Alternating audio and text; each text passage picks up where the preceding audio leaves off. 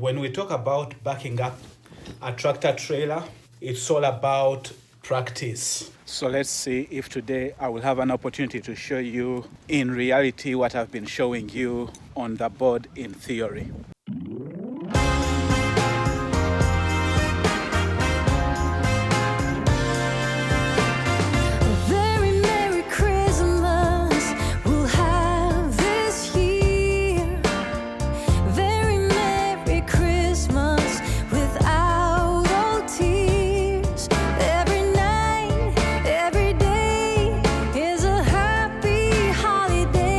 I usually bring a flask of tea because it saves me money when I bring tea from home. But today I didn't bring my flask on purpose because I just want to make sure that I'm drinking more water than I'm drinking tea. But even when I don't bring my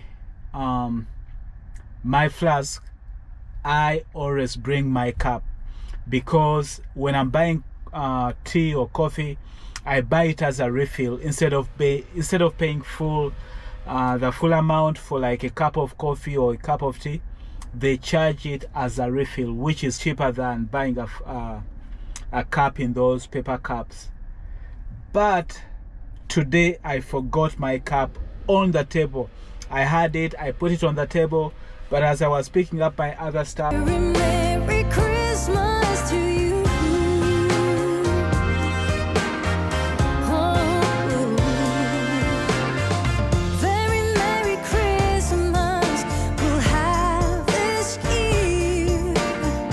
for some reason my app doesn't show the loads they have on me, so I'm gonna see what they have on me. Very Merry Christmas, I keep so near.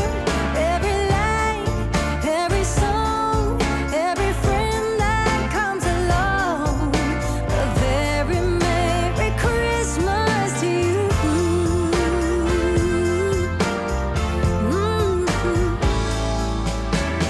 All right, so I'm here at the rail. I got this load from the yard to in-gate it here. So I want to show you guys how I back up. As I said, today I'm going to try and put what we learned in theory into practice. So as you can see right here, I'm coming in. This is the space I want to come in. And when I get somewhere around here, I want to look at the space. If you look at this space, you see how this guy parked? He's almost past the line.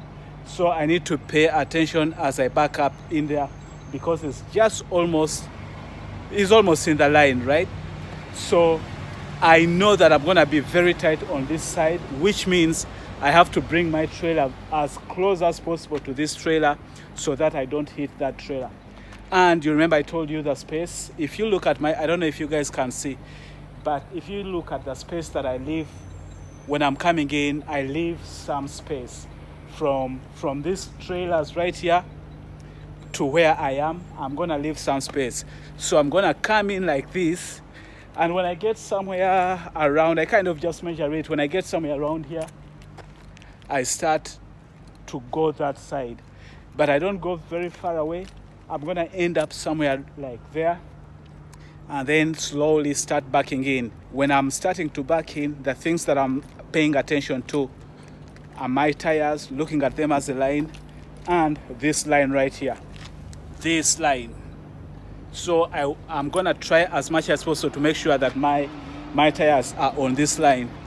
I don't have a lot of space here like that, not so much space, no space at all. To the sun, make a wish, grab a kiss, put another record on, wake the neighbors, having fun down the street, Christmas sweets, decorations, wanna greet old Santa Claus when he arrives. Let the reindeer see the lights, light a very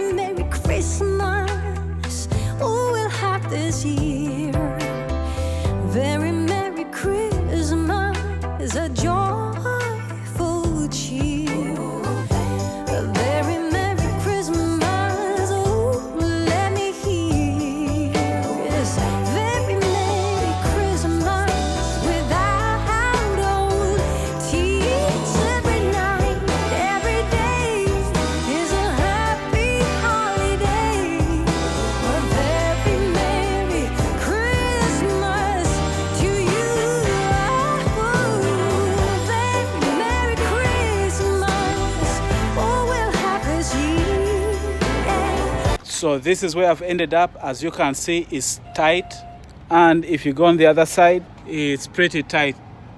So the idea in such tight spaces is to make sure that when you are coming in, you are bringing your trailer very close here, because you are going to kind of jackknife it in, and you want to be on this line, and then just keep on pulling up and pulling up, and make sure that you are as close as possible to this side until you're at a point where you can see the other side. Very Merry Christmas. I keep showing me every light, every soul from every friend that comes along. Very Merry Christmas to you.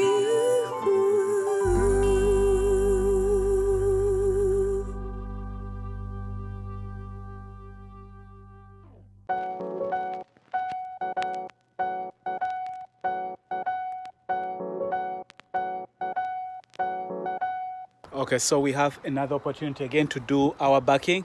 This time, this one is gonna be like, it's not the angled like the one we had in the rail. So these are straight parking spots. As you can see, I come in as I told you, I come in as close as possible. So it's different from the rail where I was away. So this one, I'm close as possible, and I'm gonna back it close to that one. So I know of course that I have a lot of space here, and I'm gonna try and shoot for this. Now the difference is, with this one, the customer wants us to have our tandems at the back. So I said that for when I come in, usually if I have my tandems to the front, I will come in, and when I get somewhere here, like after my truck, just after my window passes this point, I go that side, and then when my cab faces all the way that side, then I face that side. But for this one, since my tandems are to the back, it's a different story. So what I'm gonna do is I'm gonna come in, and after even my drives have passed this point, so it's almost like I'm gonna start turning when I'm somewhere, when my trailer is somewhere like, say somewhere around here. Somewhere around here is when I'm gonna start to turn away. And then at the end of the day, again, it's gonna go back to the point that I made, that what I want is to have my tires in such a way that I can look at them as a line. And of course here, I'm not worried because I know there's nothing that side, so I'm not so worried. But I want those tires to come in so that they are somewhere in here. So I'm gonna shoot to be in this space. So after I do my maneuver, that's where I wanna be.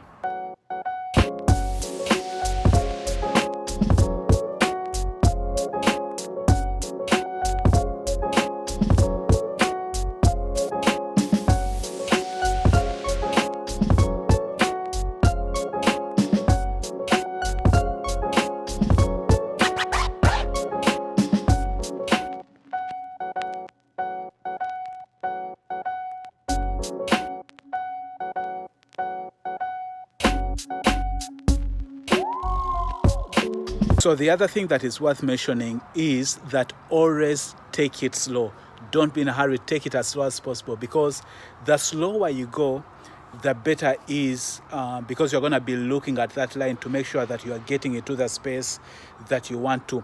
So take it as slow as possible, and as you take it, just think of that line, because as long as you think of that line, you are thinking of the trailer. So watch everywhere, like watch the front, watch where you're going, but take it slow. Also, don't do a lot of steering wheel. Don't do a lot of, don't oversteer.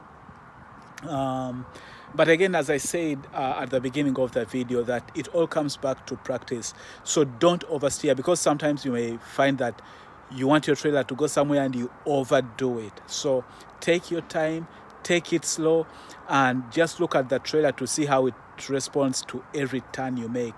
Just make small turns and watch to see how the trailer is responding. The more practice you do, the better you become at it.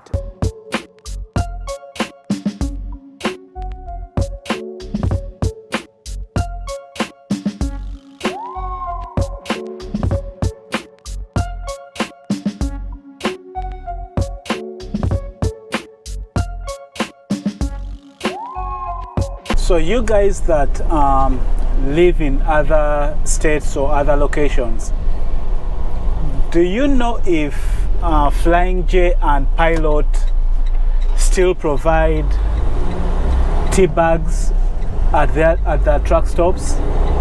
Because here in Dallas and Fort Worth, they stopped providing us with tea bags, and yeah, they stopped providing us with tea bags.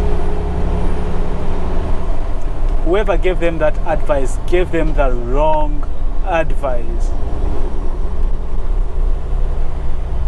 I know they were providing us with high-end tea bags, which maybe it was expensive for them, but all they need to do is at least provide us with the Lipton tea bags, and they don't have to provide all the variety they used to provide. All they need is provide us with black tea, because that's what I drink. I know that sounds selfish, but I think most people drink black tea, so they should just provide us with Lipton black tea. At least that's what Loves and TA does. But I like going to the Flying J's and the Pilots because that's what JB Hunt deals with, I think, mostly.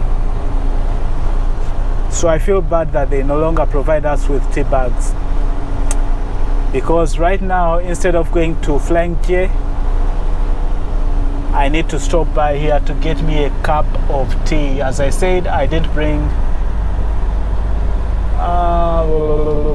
okay, that guy is in that lane, so I probably should just go. Oh, this guy's leaving. Nice.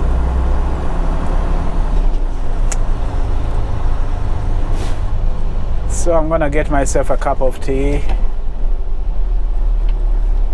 at this quick trip right here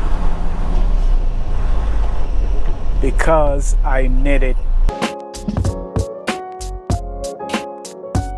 This isn't the kind of large I'm used to. Looks like a medium.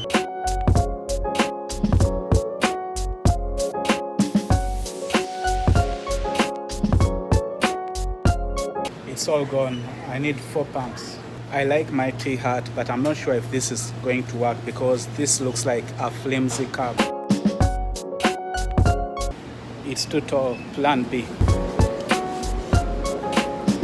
Get a shorter one.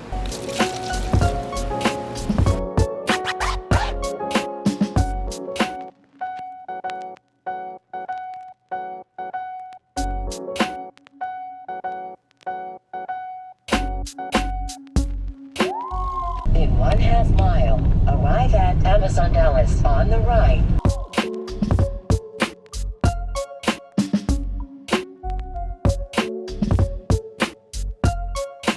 Just picked up a load from here at Amazon in Dallas. I'm heading back to Hazlet now.